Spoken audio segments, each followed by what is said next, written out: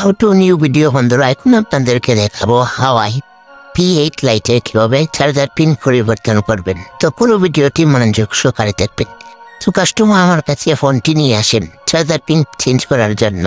তো অনেক জায়গায় চার্জার পিন চেঞ্জ করেছেন, তো কিছুদিন ইউজ করার পরে চার্জার পিনটি নষ্ট হয়ে যায়। তো আমার কাছে আসলেন সাথে পাওয়ার বটম, এবং তো এই ভিডিওটি আপনাদেরকে দেখাতে পারলাম না, আগে কাজটি সেরে নেই। তো আমাকে বলেন ভালো একটি পিন লাগিয়ে দেওয়ার জন্য, যে তো কিছুদিন চালানো যায়, অনেক জায়গায় চেঞ্জ হচ্ছেন, তো কিছুদিন চালার পর নষ্ট হয়ে যায়। আমি বলছি আচ্ছা সমস্যা নেই, ভালো পিন লাগিয়ে দেবো। তো কাস্টমারের সাথে কথা বলেই বিল ফুরিয়ে নিয়ে চার্জার পিন চেঞ্জ করার জন্য পুরো মোবাইলটা খুলে ফেললাম, এবং গরম মিটারের মাধ্যমে ব্যাকপার্ট তুলে নিলাম, এবং তার জন্য যুক্তিও করে নিলাম।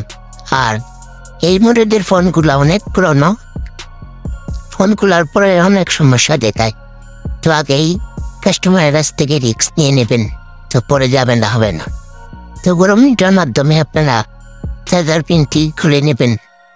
তো খুলে নেওয়া শেষ হয়ে গেলে আপনারা ভালো করে চার্জিং একটু পরিষ্কার করে নেবেন, কোনো ধরনের শর্ট থাকলে শর্টটি ভেঙে নেবেন। এরপরে ভালো বানের চার্জার পিন লাগাবেন, ভালো করে সোল্ডারিং করবেন, কোনো ধরনের সমস্যা পায় না।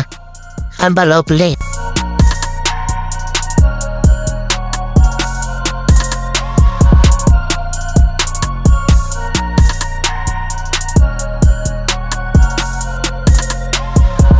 তোর পিন লাগানো শেষ হয়ে গেলে আপনারা বডিতে ফিটিং করে থাকবেন চার্জ উঠে কিনা না। তো চার্জ উঠলে অবশ্যই ফোন ভালো করে চেক করে ফিটিং দিবেন, এর আগে দিবেন না, দেখবেন চার্জ উঠে কিনা না।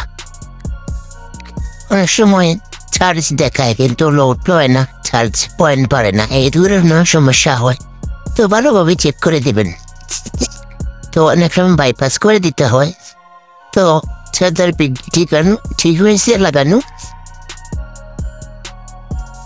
তো বক্সটি লাগিয়ে নেবেন।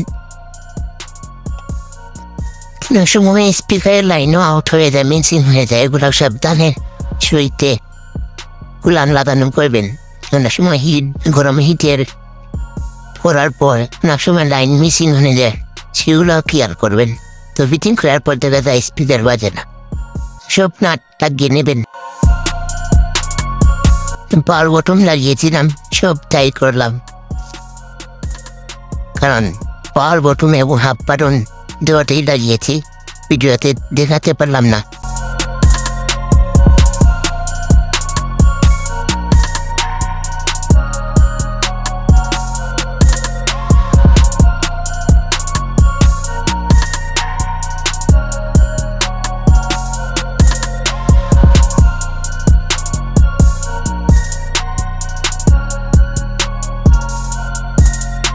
তো সবগুলো নাট লাগিয়ে নেবেন।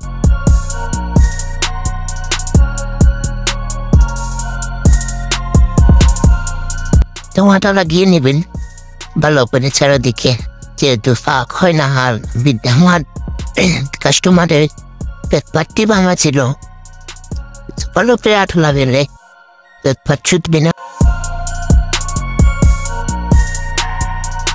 কয়েকটি রাবারও মারবেন, ব্যাকপার্টটি বসাতে রাবারের প্রয়োজন হয় না, আবারও মারবেন। রাবার বানা শেষ হয়ে গেলে আবারও চেক করে থাকবেন চার্জার পিন ঠিক আছে কিনা না। কাস্টমারের কাছে বুঝিয়ে দেবেন, দেখিয়ে দেবেন চার্জ হচ্ছে কিনা না।